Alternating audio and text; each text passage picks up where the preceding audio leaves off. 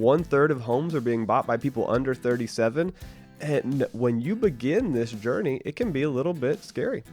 Where should I live when I first graduate? And knowing if you should buy a home, well, it really depends on a few different factors.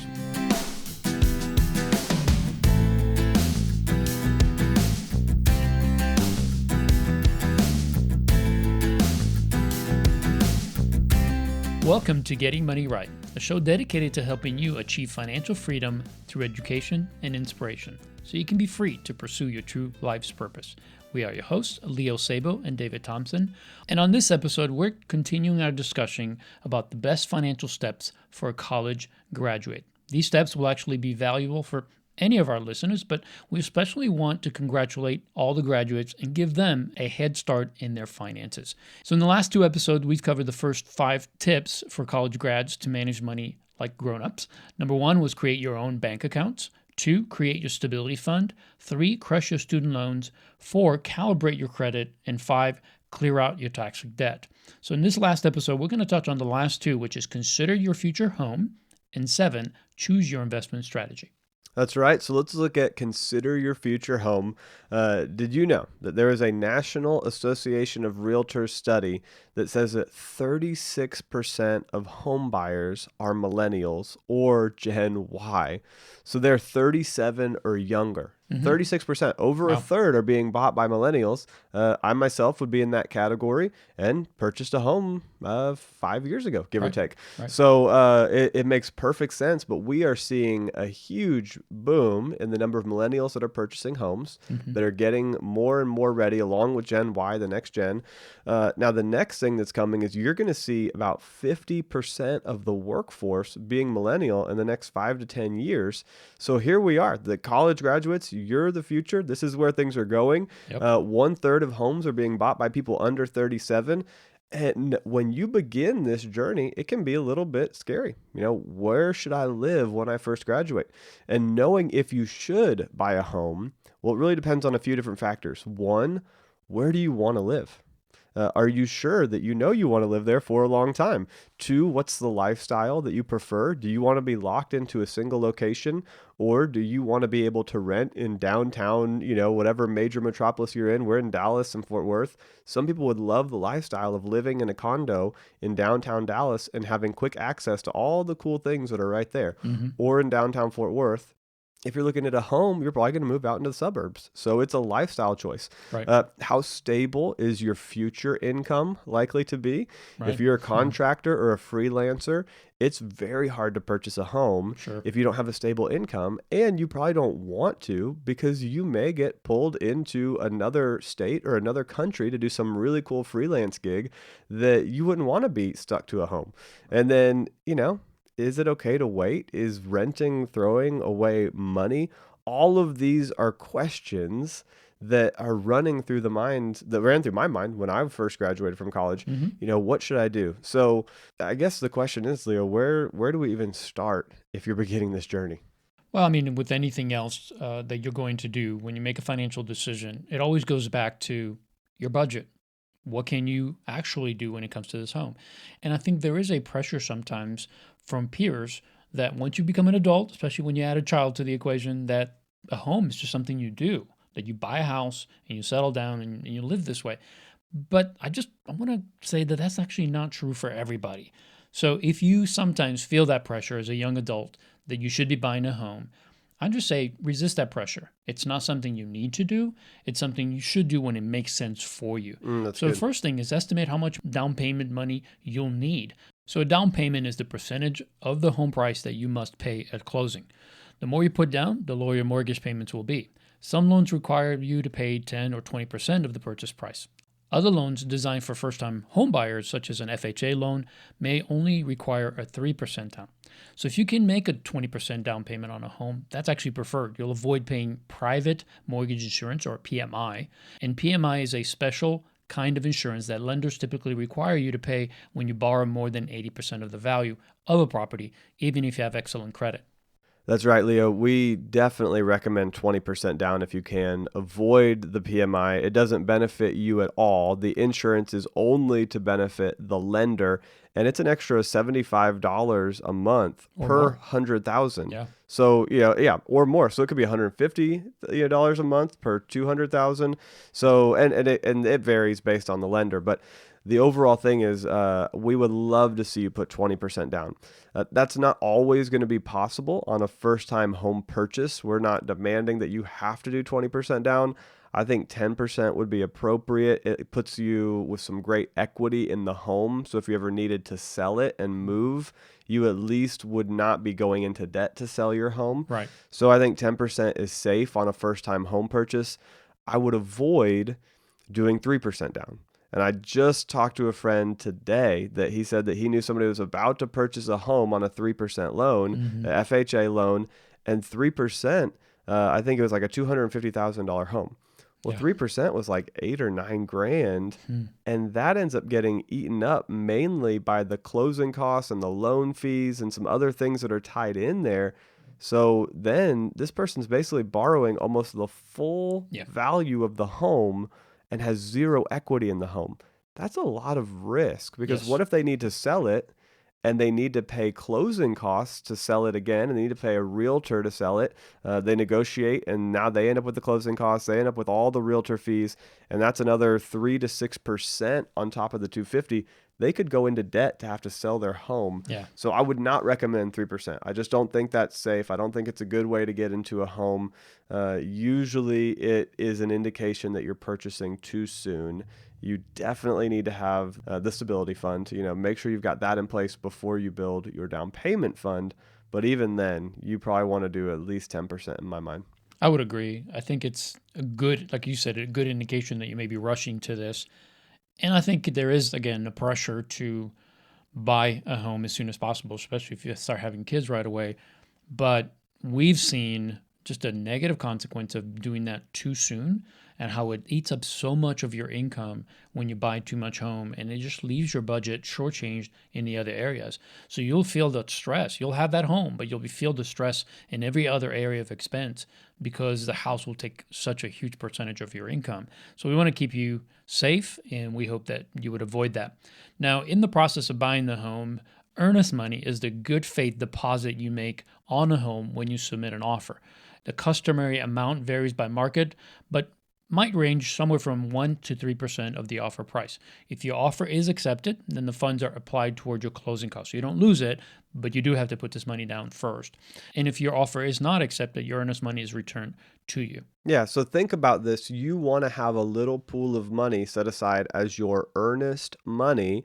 And what earnest means is that, you have good intentions. You're Yeah. an earnest person. So when you give the seller earnest money, you're saying, "Hey, you can trust me. I earnestly want to purchase this home from you. I'm even going to give you 1% of the home value up front to let you know that I'm serious about this." And Ashley and I did this.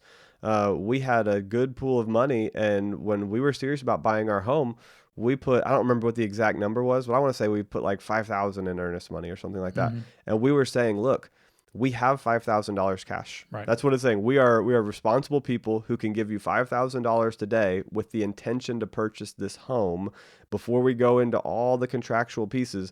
But if for some reason it falls through, we get that 5,000 back. Right. But it just shows the home buyer that you're serious about this, that Yeah. you earnestly intend to make that purchase. And so if you have a little bit bigger pool of money for your earnest money, that is great. I highly recommend it. Especially in a market where there's multiple competing offers, Yes. this might differentiate you from the rest. So it's a good idea. I just talked to a friend who was selling his home, and he said that when he was looking at the offers that he got, he looked at A, the earnest money, but B, what type of loan the person was taking out. Right. If they had 20% down to put on the house, that meant that they were going to definitely, follow through and purchase the home. He Sure. wasn't worried about the loan falling through. Right. But if they only had 3% and they were doing an FHA, he was actually worried then that the appraisal for the home, an independent appraiser would come out, look at the home, do an appraisal on it, and if it didn't appraise for a high enough value of what the people wanted to borrow on that home, Mhm. let's say it was a $200,000 home and he was selling it for 200, but the appraisal came in at 180, well then the FHA loan won't go through for all 200 and Right. then the whole deal falls apart. Exactly. And so when you're going to purchase a home, if you have a bigger down payment, a decent set of earnest money, which again goes into the closing costs if you fulfill the transaction, Yeah. so it doesn't That hurt minimum you. 10% or more down Right. payment. Right. So if you have that money ready and you're getting a good loan, that is very attractive to sellers. Absolutely. Yeah. Now, there are also closing costs, and these are fees that you must pay at the settlement or the closing. They typically include a loan origination fee, appraisal, as David said, survey, inspections, attorney fees, taxes, title insurance. I know there's a bunch of them, aren't there? And any other processing expenses. You should receive an estimate of your total closing costs from your lender so you're not caught by surprise. And I will add one other thing here. Some of these costs are negotiable. Yeah. So I would recommend that you ask your lender to give you a breakdown of the closing costs, then go through them. And anything you don't understand, say, hey, can we have a quick conversation and explain to me what is this origination fee? What is this? So as you're going through it, I think it's important to look at these different expenses and find out what they are. There are some of them that they will charge you just because it's kind of an industry standard way of including the cost that they get for putting the loan together. But the big takeaway here is that some of these fees or costs can be either eliminated or reduced. So make sure that you ask the lender these and try to negotiate them down. Yeah, I remember when Ashley and I were purchasing our house for the first time, and we actually were looking at a home about a month or two ahead of when we had everything saved. Hmm. And so we had kind of projected that we would have everything saved by, I think, December, and we started looking in October, and we ended up making a home purchase in November. So we were 1 or 2 months off of our total savings goal. And as we were going into the process, we kind of thought we had everything taken care of.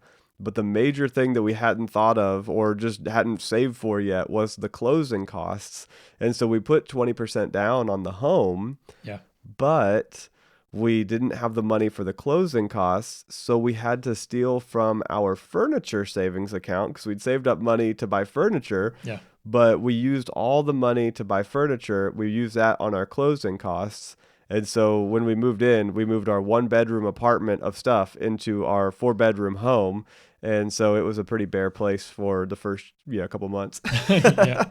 Well, at least you didn't get into debt. Yes. That's what's Yes. important. So good for Yeah. you though. Yeah, we were glad we had the furniture, money Yeah. off to the side. We call it our home account and we had that money there. So, Yeah, but you bring up a good point. I mean, there are so many aspects to this process, and this is why we're trying to break it down for you so that it prepares you for these transactions because it's a pretty big one, and you want to make sure you understand it all.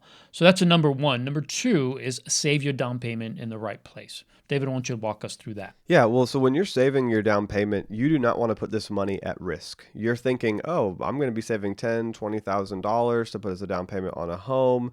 For Ashley and I, it was $35,000 that we saved to put as a down payment on our Mm-hmm. home. Yep. And initially, you're beginning to think, wow, well, if I put that into an account and a brokerage and I invest it in some good growth stock mutual funds, Mm-hmm. maybe it'll average, 5-10% over the next couple of years and Yeah. it'll help me grow it. But in the market, anytime that you're going to be in the market for less than 5 years, it's too high of a risk. This is Right. what we call medium term savings. This is not long term savings, not 10, 20, 30-year time horizon.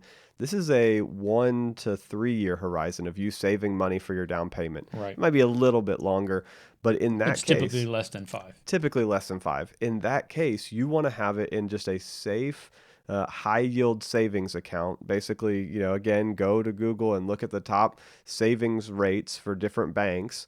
Find an online bank or put it where you put your emergency fund. And if you can earn 2 to 2.5% on that money, just safely set into that account where you can access it when you need to. It should just be in a savings account.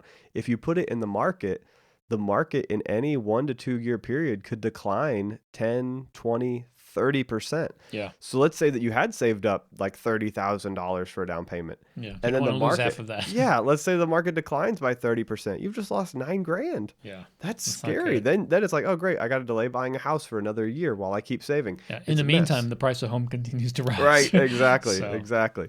So this is what you want to be thinking through. It's medium-term savings. You want to keep it in a safe place. It's FDIC insured. The average is maybe 2%, or whatever the going market rate is. You do not want to invest this money.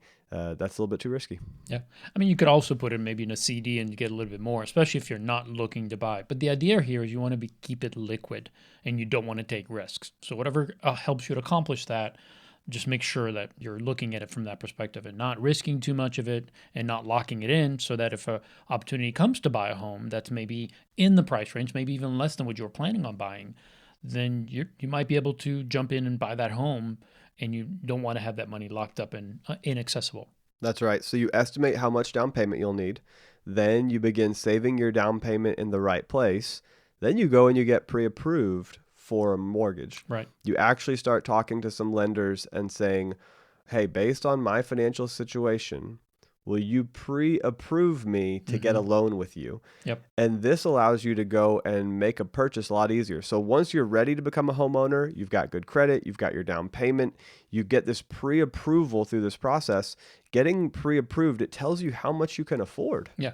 So if you're wanting to buy a home, you should know what somebody's willing to lend you. Exactly. And then Leo and I did a whole episode on home buying where we then said banks will often overlend to you. Mm-hmm. So you probably actually need to scale that back a little bit too. Don't think about what they'll lend, think about what will fit into your budget. Right. Exactly. It also tells the seller that you're a serious buyer who could close the deal quickly if necessary.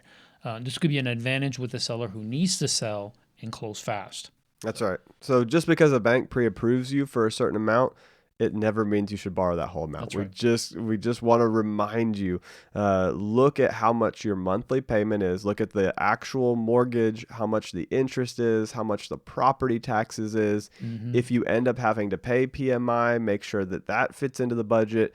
Insurance. Insurance, all of these pieces are going to be a part of what you spend every month on housing. So sometimes you'll put it into Google, oh, what's the mortgage? Well, the mortgage on this is very cheap, but when you add in taxes in your local municipality and you add in insurance, Yeah. and if you have to pay PMI, you add that in, all of a sudden it goes well beyond what your monthly budget can Well, handle. in certain markets, it almost doubles your payment. Yeah. It really Yeah. depends, but it's a considerable amount, 40% or more. So if let's say you had a $500 payment, you could look for at least another $300 on top of that. Yeah. That's going to be just for the things we mentioned: insurance, property taxes, PMI if it's applicable.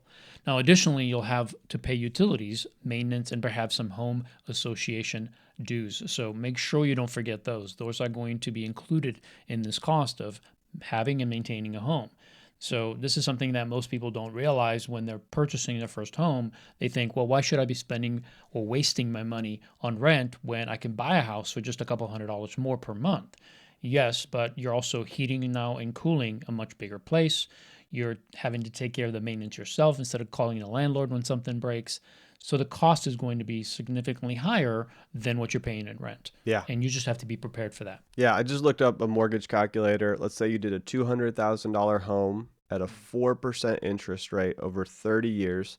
The actual mortgage is about $950 a month. Mm-hmm. But when you add in insurance, another $200 a month maybe, then you add in tax, probably more, right? You add in taxes, another $300 a month. I'm trying to think, it's actually more than that. Probably definitely here. closer to 400. Yeah, 400 a month. So you add in another 400 for that, 200 plus for insurance. Then you need to save a little bit for, HVAC issues, for fence issues, for hail damage to the roof. You're looking at needing to have $1,500 or more, probably $1,700 in your budget for housing, even though the mortgage itself was only $1,000, give or take. Yeah. So be aware of that. These are the costs that are included. Just thinking, oh, I've been throwing away rent by spending $1,000 a month. No, because when you get to the home, it could be $1,700 a month, and you should need to be aware of that. Yeah, just don't make the mistake of buying too much house. Yeah. If you consider and calculate all the costs that are associated with house buying, and then you make sure that it fits comfortably within your housing budget, you'll be fine. That's right. So the fourth piece of this is just to be a savvy negotiator. So in real estate, everything is negotiable. Be interested, but don't be too eager. Don't fall in love with the house as soon as you see it. Wait until you've closed the deal. Right. Be looking across the market and don't rush this. Yeah, and I would also say this: there are more homes out there, not just the one you're looking at, and more will come on the market over time. So if you emotionally approach this decision, you're more than likely going to overpay, and you're going to be emotionally taxed Yes. because, especially in a hot market where there's not a lot of inventory and people are bidding, you have multiple bidders for every single home. If you get emotionally involved in that, I remember I had a couple that I was talking to, and they had 17 homes that they had bid for in like a Yeah. 2 month period. 17 homes. Wow. Every single one of them went over price and over Over the asking over price. asking Yeah. price. Wow. And I was like, whoa, I mean that's going to take a toll on you. So if you're emotionally involved in that, I can't imagine. So don't get emotionally attached until you know that the house is yours, and look at it as a transaction. Sure, you're going to fall in love with it, you're going to enjoy it, all of that. Sure, it's got to meet all those criteria. Just don't let it emotionally uh, drive you to make that deal, because you're not going to be a very good negotiator if you're Right. emotionally involved. Right. And in this process, realize it's going to take some time. You've got to do the down payment. You've got to save.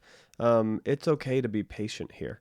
You don't need to rush this because you're going to be in this home for hopefully a minimum of 5 years. Right. And that's the way that you'll really break even over time and then begin to actually make money on the deal. So plan to be there for 5 years. Most sellers are going to expect that you negotiate. They're going to expect that you negotiate the purchase price or repairs or on closing costs and say, hey, will you pay some of the closing costs, or will you lower the price, or will you throw in something? A friend just sold his home. He threw in the really nice playground that he had built for his kids. Mm-hmm. He said, I'll keep this on the property as part of the negotiation. Instead of you guys getting a discount on the house, I will allow you to keep this playground. And the next family really wanted that playground because they loved it for their kids. Yeah. And so everything is negotiable. All Sure. these little pieces. Ashley and I negotiated and had them throw in their refrigerator because we wanted to keep the refrigerator because we didn't have one. Yeah. So all these Yeah. little things, just be aware that you can negotiate on them. Yeah. So before the closing, you should receive a settlement statement form. It's called HUD-1 form from the real estate agent and the closing attorney or the title company. One of those will provide that. It's very important that you review it carefully, ask questions about charges you don't understand, and make any necessary changes. There will be a stack of documents for you and the seller to sign at closing.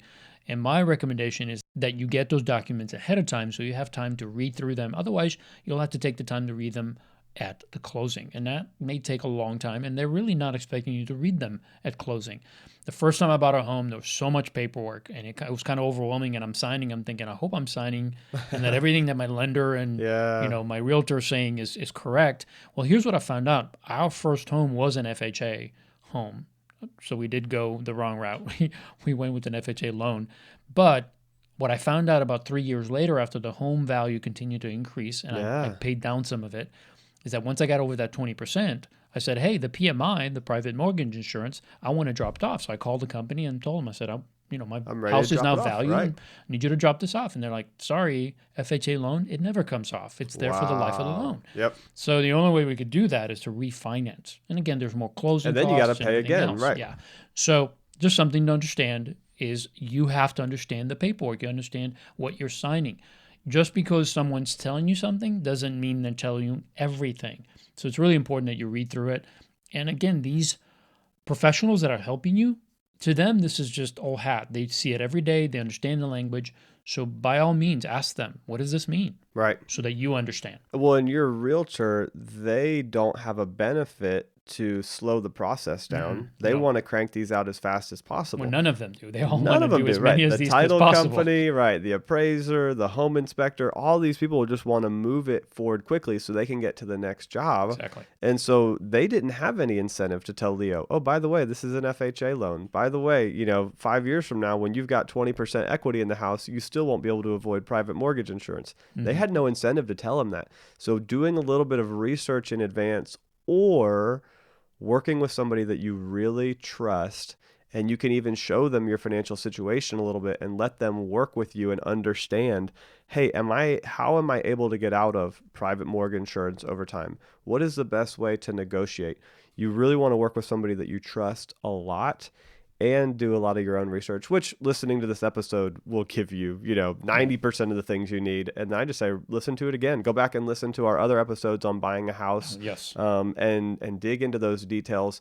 They're excellent. I mean, I went back and listened to them the other day, and I was just thinking, oh my goodness, there's so much here that most people don't think about when they're purchasing a home for the first time. And we couldn't cover it all in this episode, but we wanted to give you a quick overview and just help you be thinking about the future. That was a desire of this episode for college grads, is to think about the future of purchasing a home. And it is in the future. It's not next week. It's not next month.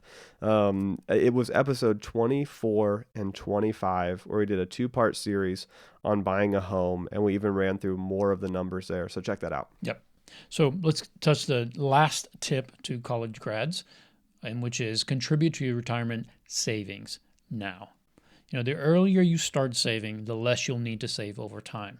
And that's because the magic of compounding allows you to earn interest on your interest, and that gives you a lot more bang for your buck. So let's say that you begin investing $200 a month from your first job out of college, just $200 a month. You sign up for the 401k retirement plan, you put in $200, and then you never increase your contribution. Even though you get raises, even though you get promoted, you only do 200.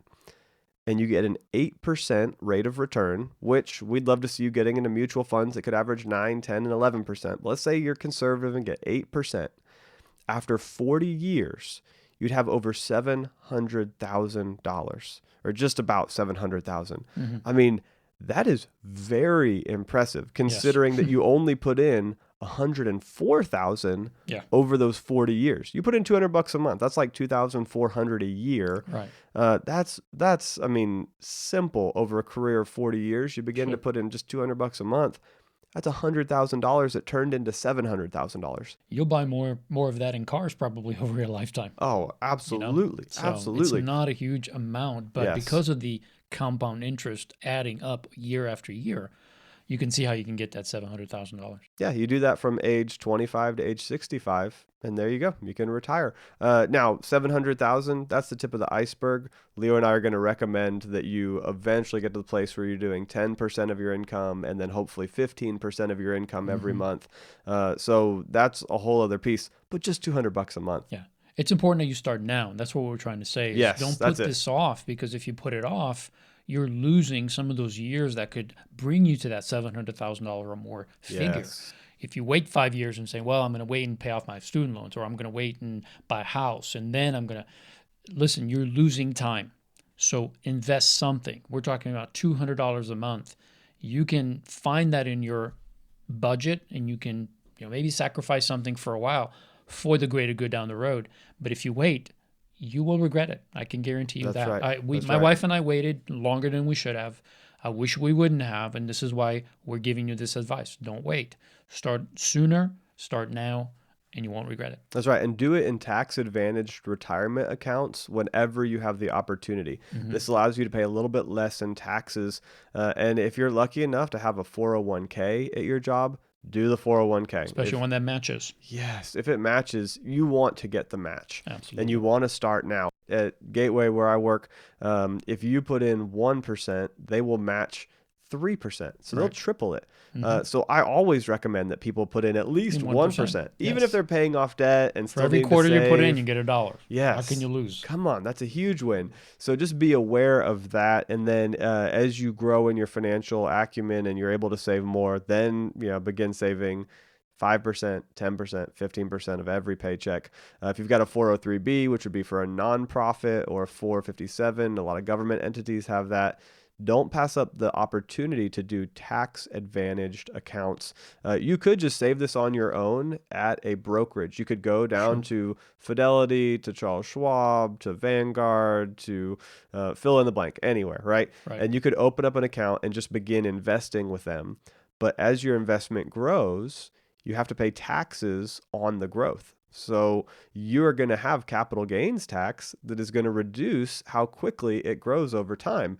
And now it's not a huge amount, but it affects it over time. If you do it into a retirement account though, and you don't have to pay those taxes, again can do it at Charles Schwab, Fidelity, Yep. Vanguard, any of these same Still places, get the TD same benefit. Ameritrade, but you just put it inside of an IRA, individual retirement arrangement.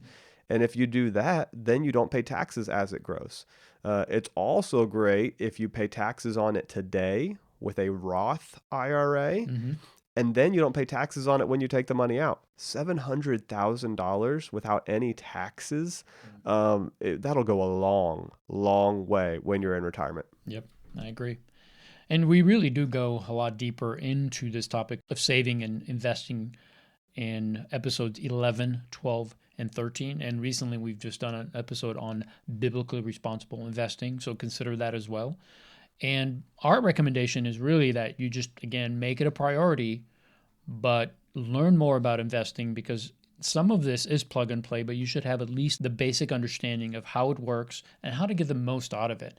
You know, David and I have talked about this a lot, but you want to make sure that you're first putting in that 401k matching and making sure that you're getting the most out of that. Then maybe you max out a Roth IRA and then maybe even an additional IRA if you decide to do that, to go beyond that. But our desire for you is that you would just do it. Just start today. Just Just start start today. today and Even if do you're it. not 100% sure of what you're doing, just go to your HR department, open up, if you're at a company, open up the 401k or Hmm. 403b and just say, "Hey, I want to start doing something now." And start doing, if you don't know anything else, just start with an index fund. It'll Yep. be the S&P 500, it'll be the 500 market index. Start there cuz that will match kind of the general stock market. Yeah, and if you are an employer that has a 401k program, more than likely they'll have a representative that goes along with a company that's Yes. providing that can answer some of your basic questions. But really, it's just about being committed to a number, to Yes. saying, I'm just going to pull this out of my pay before I even see it. And you just get used to not seeing it. Yeah. And if you start at 1% and maybe increase it at 1% every year for the next 10, 15 years, you'll get there. Yeah. But again, start today. You have to go back and listen to episode 11, 12, and 13. If you haven't started investing, you will really enjoy it. It'll give you a great foundation, and it's stuff that you just won't hear anywhere else. Hmm. It's really going to impact your finances. I mean, I'm so grateful that you guys spend time with us. We love sharing this with y'all. I Hmm. hope that you will grab this episode, rate it 5 stars, give it a thumbs up. It means so much when you click on the like button for each episode. If you have an iTunes account, then give it 5 stars and leave a comment. Those comments mean a ton. I actually went back and I pulled probably 30 comments and I put them onto the webpage under stewardshippastors.com Mm, under resources and podcasts, cool. just so people can see. Look at all the great feedback that's come through. Yeah. And some of my favorite episodes are listed in there. So that's on stewardshippastors.com. And then, I would say check out the book Jesus on Money. It's coming out soon. You can pre-order it now. The more copies you buy, the cheaper it is. Go over to leosabo.com. Actually, go to Facebook right now as soon as you finish this episode and look up Leo, look up myself, shoot us a message and add us as a friend. Go to LinkedIn, add us on there. We'd love to connect with you. We'd love for you to share this episode through Facebook or Instagram. You'll see that Leo and I are on Instagram, Leo Sabo, David Thompson. Go to Instagram, type in our names, look for us. You'll see Getting Money Right in our profiles. You'll see it all across. Share that with somebody. Repost it, put it in your stories. Let somebody else know about what we're doing.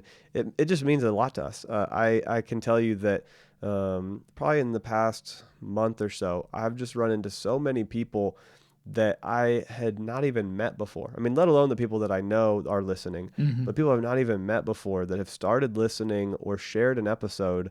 And when they told me that, I mean, it just made my day. Yeah. Because Leo and I come and we sit and we'll get together for 3 or 4 hours at a time to put together these episodes and record a couple and make sure that we're getting you great quality content.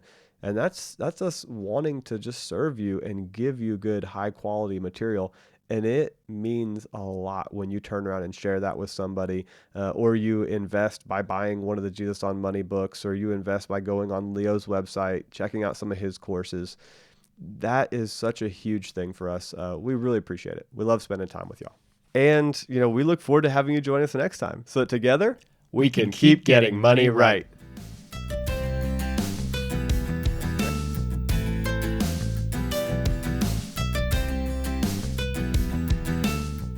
But really, it's just about being committed to a number, Yeah. to saying, I'm just going to pull this out of my pay before I even see it. And you just get used to not seeing it. Yeah. And if you start at 1% and maybe increase it at 1% every year for the next 10, 15 years, you'll get there. Yeah. But again, start today.